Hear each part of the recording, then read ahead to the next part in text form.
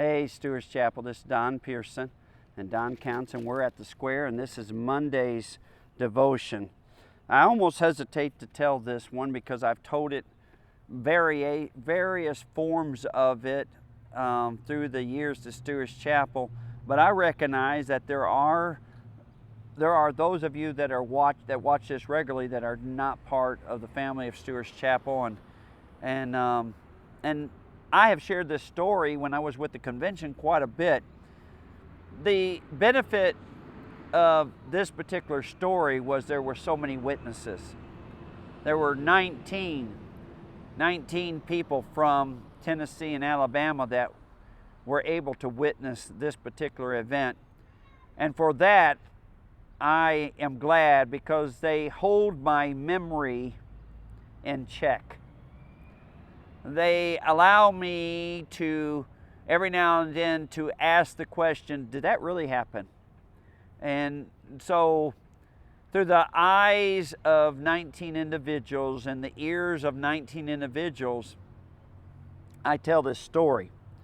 Now, I want to take you to a passage in Scripture in Matthew chapter 8, verse 28 and following. When he had come to the other side, to the country of the I don't know how to say that, okay? There met him 2 demon-possessed men coming out of the tombs, exceedingly fierce, so that no one could pass that way. By the way, you know what a good preacher does when he comes to a verse or a word that he doesn't know? He skips it. What I've learned, though, is just tell you, I don't know it, all right? And suddenly they cried out, saying, "What have we to do with you, Jesus, you Son of God? Have you come here to torment us before the time?" Now a good way off from them there was a herd of many swine feeding. So the demons begged him, saying, "If you cast us out, permit us to go away into the herd of swine."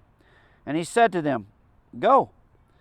So when they had come out, they went into the herd of swine. And suddenly the whole herd of swine ran violently down the steep place into the sea and perished in the water. Then those who kept them fled, and they went away into the city and told everything, including what had happened to the demon-possessed men. And behold, the whole city came out to meet Jesus. And when they saw him, they begged him to depart from their region.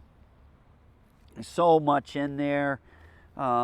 These 2 men that are filled with demons, you question, okay, why is anyone in that area raising hogs? I mean, they were unclean to just about everybody.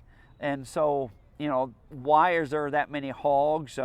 Why would a city want Jesus to leave after he just showed his incredible power, not over one demon, but over a multitude? But all of that's there.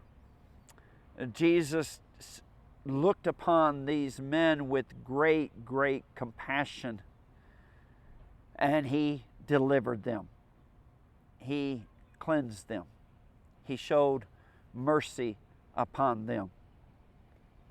This particular event took place in San Roman village in the southern part of Belize. 19 of us. I had already left and come back to the States as a director of missions. We had gathered a team by the invitation of the McGriffs, who were the missionaries to the Mayans and the Quechua at the time.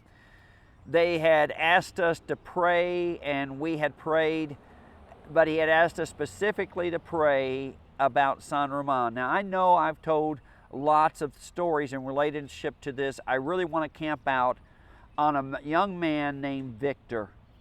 A young man named Victor. Jim McGriff had told us that there were a few individuals in the village of San Roman that had been terrorizing the church that appeared to be possessed or demonic. The power of the enemy.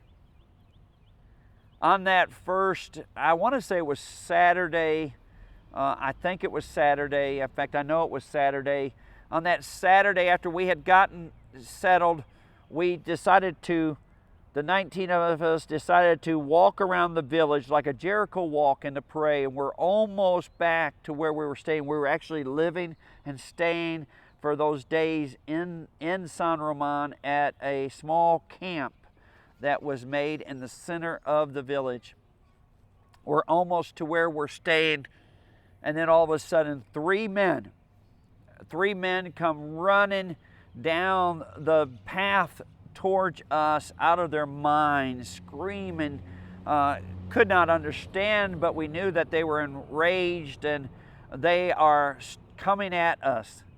All of a sudden I noticed that people that were behind me, the 18 or so, seemed like they had all huddled up behind me as though I was the wall of protection. Now, Gary Williams, I believe, was to my left, and there was another pastor who stepped out with me. I think it was Larry Bottoms, but I'm not positive on that. And all of a sudden, I began to pray as they're running towards us. And basically, my prayer, I was praying out loud. And my prayer was, Lord, turn their curses into blessings, turn their curses into blessings. And they're running at me, and I'm praying this, and all of a sudden I hear the rest of the group. They're all of a sudden, all 19 of us are praying the same thing. And they literally, the man that was in front gets right up in my face, and all of a sudden, all this rage that was in his face falls, and he turns around, and the other two turn around with him, and they flee from us as fast as they can. We go back into the camp, and we get into our vans, and we go into the separate locations to the other two villages. And when we do, as one of the vans is pulling out, the man that was in the lead jumps out of nowhere in front of the van, begins to beat on front of the van and threaten them. I'm not in the van. People are telling me this later. They begin to pray the same thing, and he leaves. That night, when we all returned back to camp, needless to say, the women were terrified. And it was a long night. The next morning was church, and in church, those men came into that church and stormed the church in rage and disrupted the whole service and basically ended the service. And it was all that they could do to keep anyone from getting hurt. When we got back from the other villages, it was reported, and again, it was a long night. Monday morning, very, very early, I'm walking. I'm up early, didn't sleep well, and I'm walking across the village over to a little bitty store. The stores would be in their houses, and I'm looking for a Coke, actually. Nice cold bottle of Coke.